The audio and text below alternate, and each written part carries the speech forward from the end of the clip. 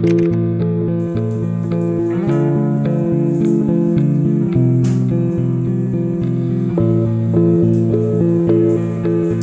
warahmatullahi wabarakatuh.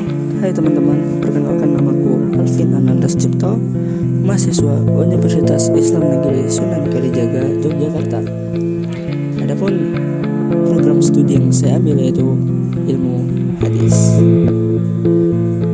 Tujuan dari video ini tak lain adalah untuk memenuhi tugas mata kuliah Hadis Sains. Adapun tema kali ini yaitu relasi antara hadis dan antropologi.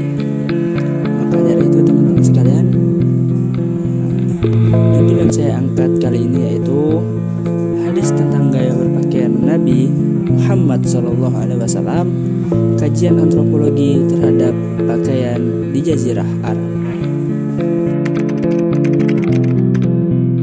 Pakaian merupakan salah satu aspek penting dalam kehidupan manusia yang mencerminkan budaya, kondisi geografis, serta nilai-nilai sosial yang dianut oleh suatu masyarakat. Dalam konteks Islam, gaya berpakaian tidak hanya memiliki dimensi fungsional sebagai pelindung tubuh, tetapi juga mencerminkan nilai-nilai keislaman yang berlandaskan pada kesopanan dan kesederhanaan. Hadis Nabi Muhammad SAW menjadi salah satu sumber utama yang menggambarkan bagaimana pakaian dikenakan dalam kehidupan sehari-hari di Jazirah Arab pada masa itu.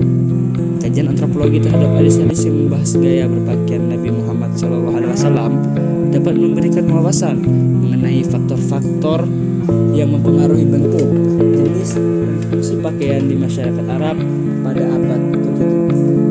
Tentu, faktor geografis seperti iklim, gurun yang panas, serta faktor sosial seperti klasifikasi masyarakat Arab turut berperan dalam menentukan model pakaian yang digunakan. Selain itu, aspek normatif dalam hadis juga berkontribusi terhadap perkembangan gaya berpakaian umat Islam dari masa ke masa. Adapun teman-teman sekalian, makalah ini bertujuan untuk mengkaji hadis-hadis yang menjelaskan tentang pakaian yang dikenakan oleh Nabi Muhammad SAW, serta memahami konteks sosial dan budaya yang melatar belakangi penggunaannya. Selain itu, kajian ini juga akan menganalisis bagaimana gaya berpakaian Nabi berpengaruh terhadap budaya berpakaian umat Islam di berbagai wilayah dan zaman. Dengan pendekatan antropologi, penelitian ini diharapkan dapat memberikan pemahaman yang lebih luas tentang hubungan antara pakaian, budaya, dan ajaran Islam. Oke teman-teman, kita masuk ke pembahasan kita yang pertama, yaitu cara berpakaian bangsa Arab pra-Islam. Bangsa Arab mendiami semenanjung Arabia, wilayah yang didominasi oleh padang pasir luas dengan suhu yang hangat, panas, dan minimnya sumber air permanen. Kondisi geografis ini tentu mempengaruhi cara berpakaian mereka, di mana pakaian tidak hanya berfungsi sebagai penutup tubuh, tetapi juga sebagai pelindung dari panas terik dan debu. Sebelum kedatangan Islam, masyarakat Arab dikenal sebagai masyarakat jahiliyah yang dalam berpakaian cenderung bebas dan tidak sesuai dengan norma moral. Pakaian wanita misalnya dirancang untuk menarik perhatian dan kerudung yang menjulur ke belakang sehingga bagian dada dan perhiasan terlihat. Sementara itu, pakaian pria lebih sederhana dan disesuaikan dengan kebutuhan sehari-hari di lingkungan yang panas. Industri tekstil dan jenis pakaian. Industri tekstil berkembang pesat terutama di Yaman yang terkenal dengan kain berkualitas tinggi dan mahal. Pakaian Yaman memiliki ciri khas berupa warna, tekstur halus, dan pengerjaan yang baik. Orang Mekah sering membeli pakaian dari Yaman untuk dijual kembali di pasar. Adapun beberapa jenis pakaian khas pada masa itu meliputi yang pertama yaitu al-hibaroh. Al-hibaroh sendiri kain lebar dengan motif garis dan bordiran ringan dan nyaman, cocok untuk iklim panas.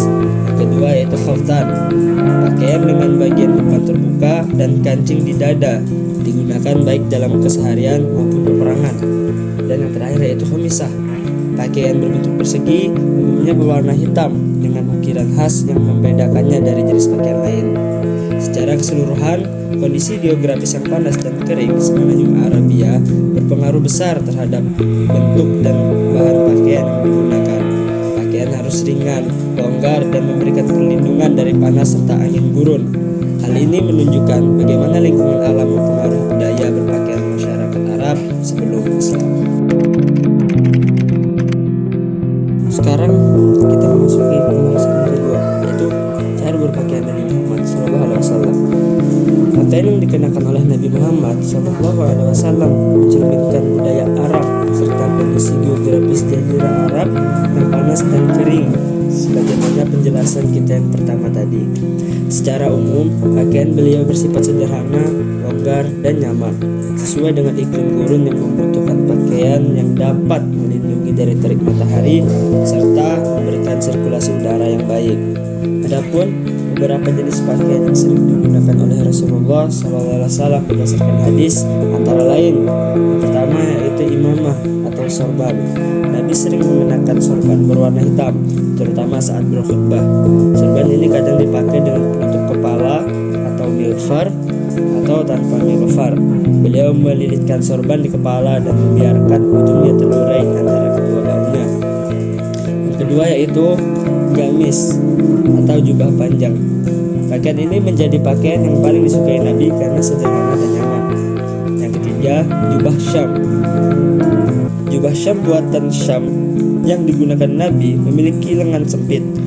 Dalam suatu peristiwa, beliau kesulitan mengeluarkan tangannya dari lengan jubah tersebut sehingga mengeluarkannya dari bagian bawah. Selanjutnya yaitu izar atau sarung. Nabi juga mengenakan sarung yang panjang, tidak melebihi mata kaki, sesuai dengan ajaran Islam untuk tidak berpakaian berlebihan. Kelima yaitu rida atau mantel. Beliau juga menggunakan mantel berbahan tebal seperti yang berasal dari Najron yang memiliki pinggiran tebal. Yang keenam, ibarah atau selendang Yaman. Nah, ini merupakan salah satu pakaian yang disukai Nabi yang dikenal dengan motifnya yang khas. Yang ketujuh yaitu khomisah atau baju persegi. Nabi pernah mengenakan khomisah berwarna hitam saat berdoa meminta hujan. Yang kedelapan yaitu hulah atau mantel yang digabung dengan sarung. Nah, beliau juga pernah memakai hulah berwarna merah yang terdiri dari mantel dan sarung. Yang kesembilan yaitu burd atau selendang tebal. Dalam satu riwayat, seorang badui pernah menarik burd yang dikenakan Nabi hingga meninggalkan bekas di pundaknya. Nah, yang terakhir yaitu mirtu atau mantel bulu. Beliau juga pernah memakai mantel bulu berwarna hitam yang memiliki motif. Nah, jadi teman-teman, cara berpakaian Nabi tidak hanya dipengaruhi oleh budaya masyarakat Arab, tetapi juga oleh kondisi geografis tempat beliau tinggal. Pakaian longgar dan berbahan ringan seperti katun atau linen banyak digunakan karena membantu sirkulasi udara dan melindungi tubuh dari panas ekstrim. Imamah atau sorban yang sering dikenakan berfungsi sebagai pelindung kepala dari sinar matahari dan debu padang pasir. Penggunaan sandal atau na'al juga umum mengingat kondisi tanah di Jazirah Arab yang berbatu dan berpasir. Selain aspek budaya dan geografis, cara berpakaian Nabi Muhammad SAW juga mencerminkan ajaran Islam tentang kesederhanaan, kebersihan, dan kesopanan. Beliau tidak pernah berlebihan dalam berpakaian dan selalu memastikan pakaian yang menutup aurat serta bersih. Prinsip-prinsip ini tetap relevan dalam berbagai budaya dan zaman, mengajarkan umat Islam untuk berpakaian dengan baik, sopan, serta sesuai dengan nilai-nilai agama dan kondisi lingkungan sekitar.